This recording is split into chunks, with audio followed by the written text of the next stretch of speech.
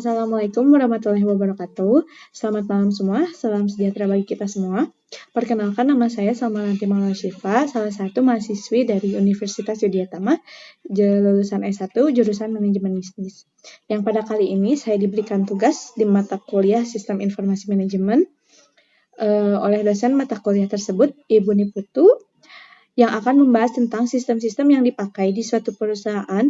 Dan pada kesempatan kali ini saya akan mengundang salah satu IT, Saudara Selvi di PT Sanbe Pharma. Saya undang salah satu IT di perusahaan PT Sanbe Pharma, Saudara Selvi. Sebelumnya selamat malam, Saudara Selvi. Di sini saya akan menanyakan beberapa pertanyaan tentang sistem-sistem yang dipakai di PT Sanbe Pharma. Sebelumnya, sudah berapa lama Selvi menjabat di posisi tersebut? Ya, saya sudah bekerja selama 2 tahun di jabatan ini. Oh, bisa Selvi jelaskan tentang job desk-nya seperti apa di bagian IT infrastruktur tersebut?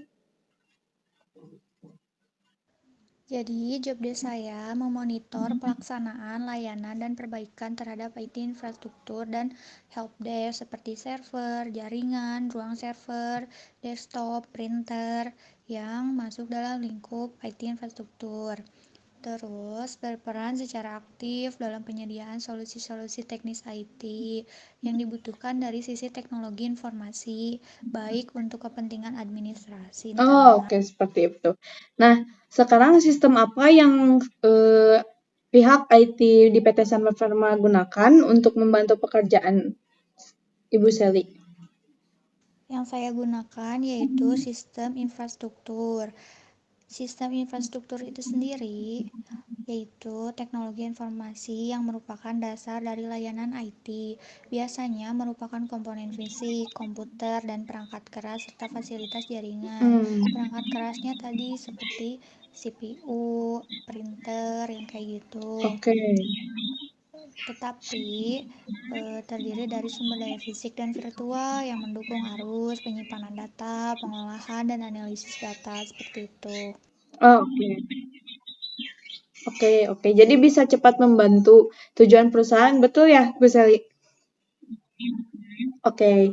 Nah, bisa menjelaskan lebih dalam lagi tentang mekanisme pekerjaan tersebut?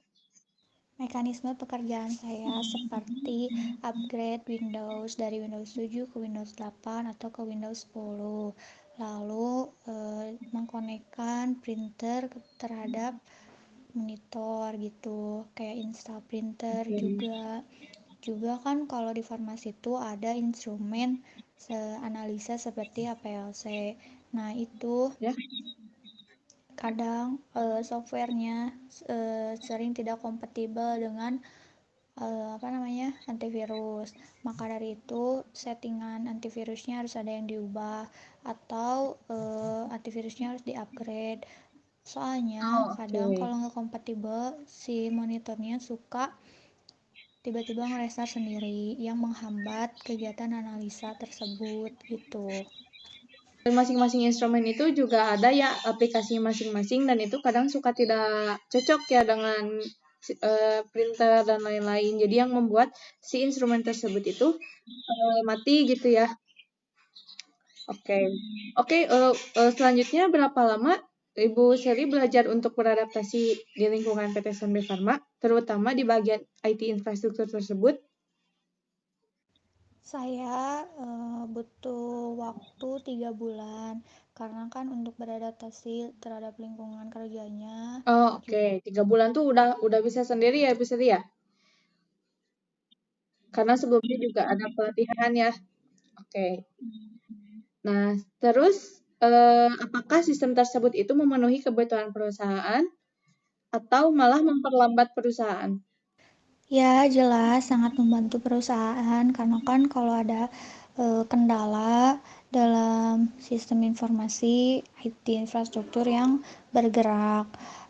Juga seperti yang tadi softwarenya bisa terkena kendala yang akan menghambat analisa dalam kegiatan di farmasi gitu, produksi. Oke. Jadi ya sangat membantu sekali. Oke. Nah, pertanyaan terakhir, apa kelebihan dan kekurangan sistem yang pihak IT infrastruktur di PT Sanba Pharma itu dipakai?